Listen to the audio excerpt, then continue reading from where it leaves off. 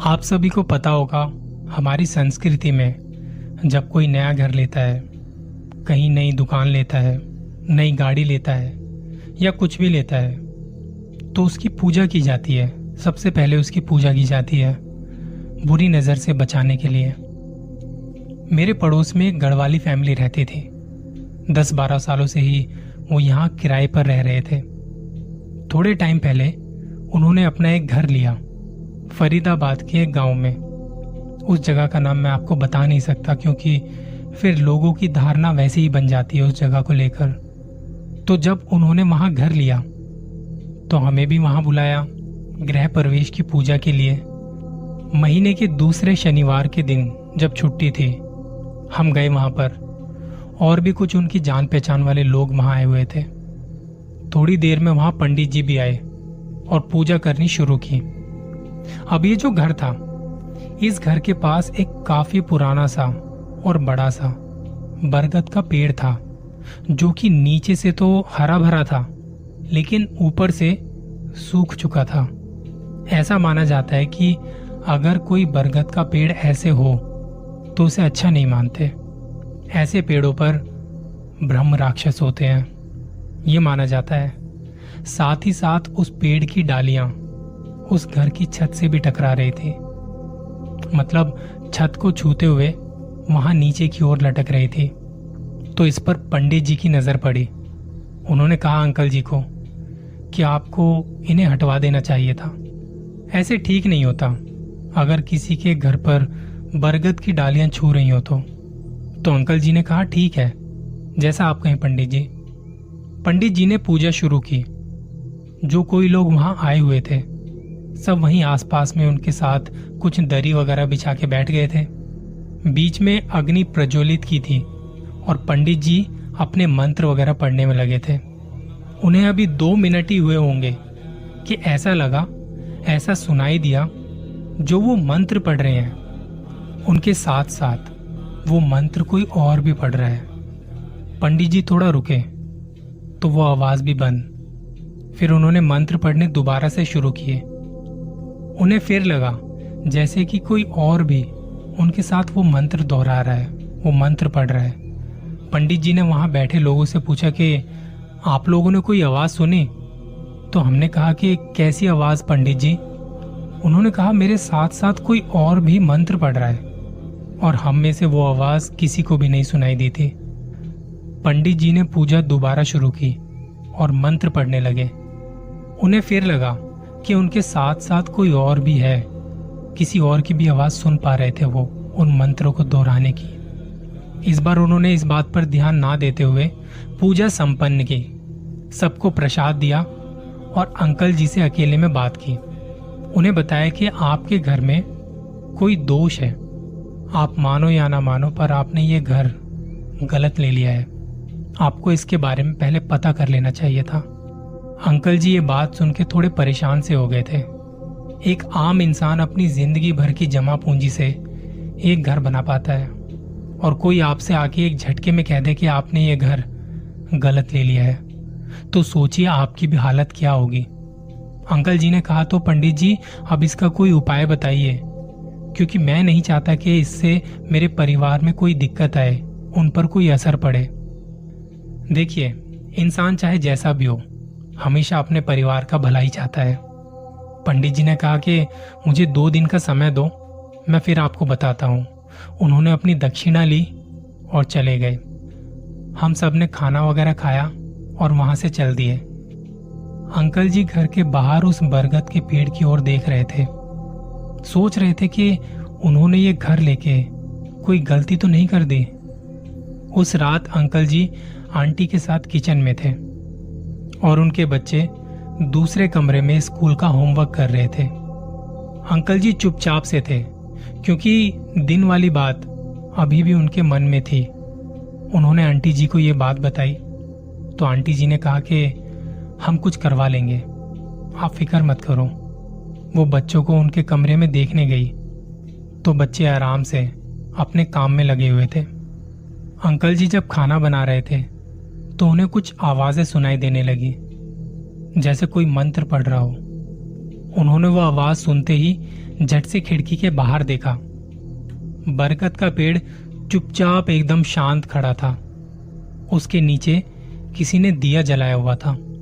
Uncle जी ने यहां वहां देखा पर कोई नजर नहीं आया, मगर उनके कानों में वो आवाज अभी भी गूंज रही थी। पीछे से आंटी आई। क्या हुआ, आप यहाँ क्यों खड़े हो? कुछ नहीं, बस ऐसे ही कुछ देख रहा था। खाना बना के बच्चों के साथ खाना खाया और फिर सोने चले गए। बच्चे अपने कमरे में आराम से सो रहे थे और अंकल जी, उनकी तो नींद ही उड़ी पड़ी थी जब से पंडित जी ने बताया था। वो रात में उठ के फिर से उस पेड़ को खिड़की से देखने लगे। तभी उन्हें कुछ आवाज सुनाई दी। बच्चों के कमरे से कुछ मंत्र वगैरह पढ़ने की आवाज आ रही थी। अंकल जी दौड़ के उनके कमरे की तरफ भागे। देखा तो बच्चे आराम से सो रहे थे और वो आवाज वहीं कहीं से आ रही थी। तभी आंटी जी के चीखने की आवाज आई।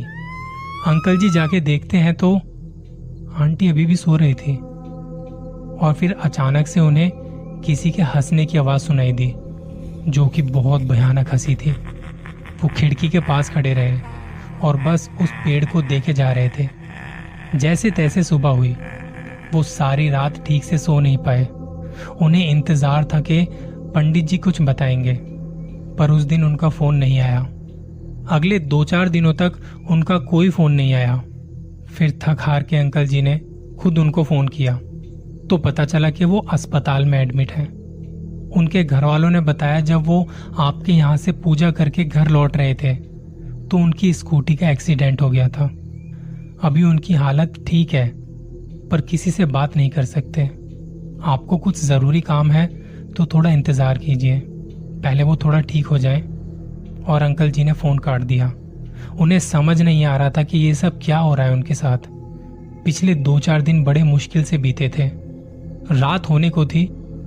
जैसे जैसे रात होती अंकल जी को फिक्र होने लगती, क्योंकि हर रात वहां कुछ ना कुछ अजीब हो रहा था।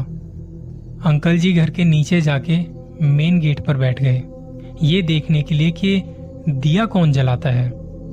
रोज रात को वहां दिया जलता था। 12:15 बजे वहां एक आदमी आता है जो दिया जला रहा था। अंकल जी उसके पास जाके पूछते हैं, आप कौन हैं और यहाँ दिया क्यों जलाते हैं? उन्होंने बताया कि ये घर पहले जिनका था वो मेरे करीबी मित्र थे। उनकी आत्मा की शांति के लिए मैं यहाँ रोज दिया जलाता हूँ। आज थोड़ा लेट हो गया, कुछ काम पड़ गया था।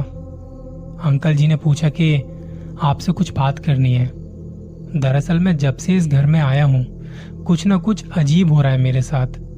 मुझे पंडित जी ने भी बताया था कि कुछ तो है यहाँ पे, और जब वो जा रहे थे तो उनका एक्सीडेंट हो गया।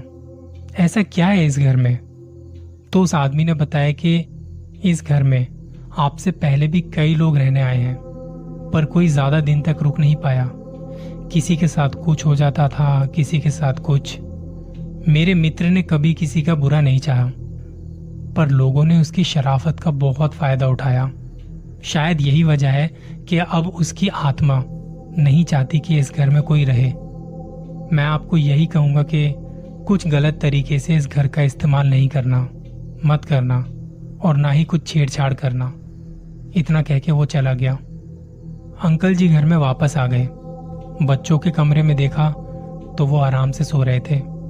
आंटी भी अपने कमरे में सो रही थी। उस रात घर में कुछ नहीं हुआ। अगले दिन अंकल जी किसी दूसरे पंडित जी को घर लेकर आए।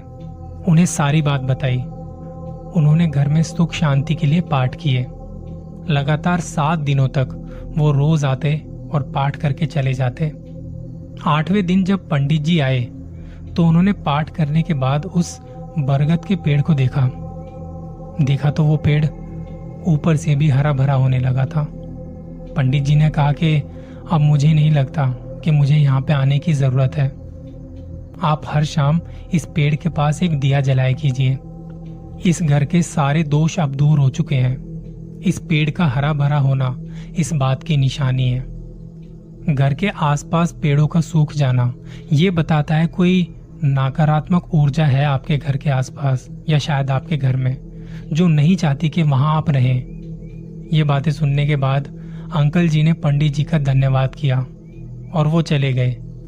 जाने से पहले उन्होंने पहले जो पंडित जी आए थे उनके बारे में बताया, तो पता चला कि बहुत पहले इस घर में वास्तु दोष के नाम पर इस घर के पुराने मालिक से ना जाने कितनी बार पूजा करवाई थी, और ऐसा करके वो बस उन्हें लूट रहे थे, उन्हें डरा रहे थे कि घर में ये करवा लो वो करवा लो, पर असल में इस घर में कुछ था ही नहीं। शायद उन्हें इसी की सजा मिली है। पंडित जी अपनी दक्षिणा लेकर चले गए। रात के वक्त जब अंकल जी खिड़की से उस पेड़ को देख रहे थे तो उन्हें जरा भी अजीब नहीं लगा। वो घर के मेन गेट पर आए, वहां एक दिया जलाया, पेड़ के पास एक दिया जलाया और दोनों हाथों को जोड़कर सिर झुकाकर कहा कि आपके घर को कभी कोई नुकसान नहीं पहुंचाऊंगा, ये घर अब मेरा भी घर है। इतना कहते ही एक हवा का झोंका उन्हें छूकर चला गया। उन्होंने ऊपर पेड़ की तरफ देखा, उसकी डालियां हिल रही थी और पत्ते लहरा रहे थे, जो शायद ये बता रहे थे कि अब तुम इस घर में सुरक्षित हो। कहानी कैसी लगी जरूर बताना। जल्द मिलूंगा किसी और कहानी के साथ। और हाँ, अपना ख्याल रखिएगा, कहीं किसी की नज़र आप पर तो नहीं।